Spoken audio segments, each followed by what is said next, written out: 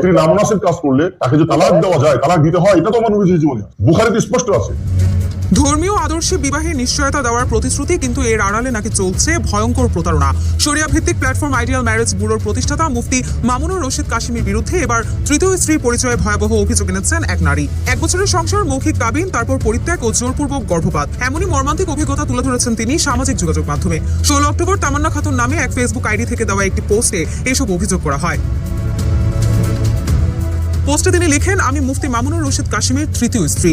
গত 1 বছর যাবত তার সঙ্গে আমার মৌখিক বিবাহের মাধ্যমে সংসার করছি 10,000 টাকা কাবিন দিয়ে। আইডিয়াল ম্যারেজ ব্যুরো মেয়েদের সংসার দেওয়ার কথা বলে 1 মাস 2 মাসের জন্য কিছু বড়লোক লোকের সঙ্গে কন্ট্যাক্টে বিয়ে দেয়। পরে তারা ডিভোর্স দেওয়ার পর প্রশ্ন করলে বলে বউ বেশি তর্ক করে, তাই ছেড়ে দিয়েছি। তিনি অভিযোগ করে লিখেন, এসব নিয়ে তর্ক করতে গেলে এক পর্যায়ে আমাকে মুখে তালাক দেয় কাশিমি। কিন্তু তালাক হওয়ার পরেও সে আমার সঙ্গে অবৈধভাবে মেলামেশা করে। সে সময় আমার গর্ভে একটি বাচ্চাও আসে। বাচ্চা আসার আগে সে আমাকে ঘর থেকে বের করে দিয়ে বলে আমার মামার বাড়িতে গিয়ে থাকতে। কয়েকদিন পর ডাক্তারের কাছে গিয়ে খবর পাই আমি গর্ভবতী ছিলাম।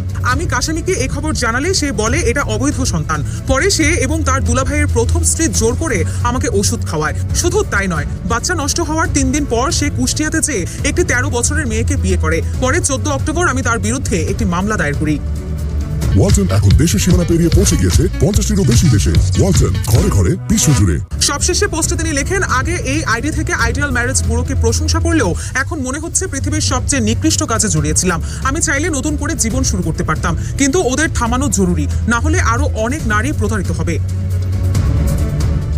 এদিকে তৃতীয় স্ত্রীর দাবি করা এসব অভিযোগ সরাসরি অস্বীকার করে এক ফেসবুক পোস্টে কাশিমি লিখেন, আমার যে সাবেক স্ত্রী ফেসবুকে পোস্ট করেছে সে প্রথমে নোংরা জগতের নারী ছিল, তবে সে কথা দিয়েছিল আর কোনোদিন নোংরামি করবে না। কিন্তু বিয়ের পরেও সে টিকটক, ইনস্টাগ্রামে অর্ধ উলঙ্গ ছবি আপলোড করত, অনেক বাজে বাজে ছেলের সাথে পরকীয়া করত।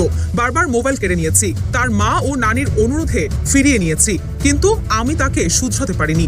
এই সবকিছুর জন্য তাকে 7 মাস ধরে 3 বার সুযোগ দিয়ে 3 তালাক দিয়েছি। সে বারবার বলে আমাকে হিল্লা করে নিন, কিন্তু আমি রাজি হইনি। বিস্তারিত কাল বাদ মাগরিবের পর বলবো ইনশাল্লাহ।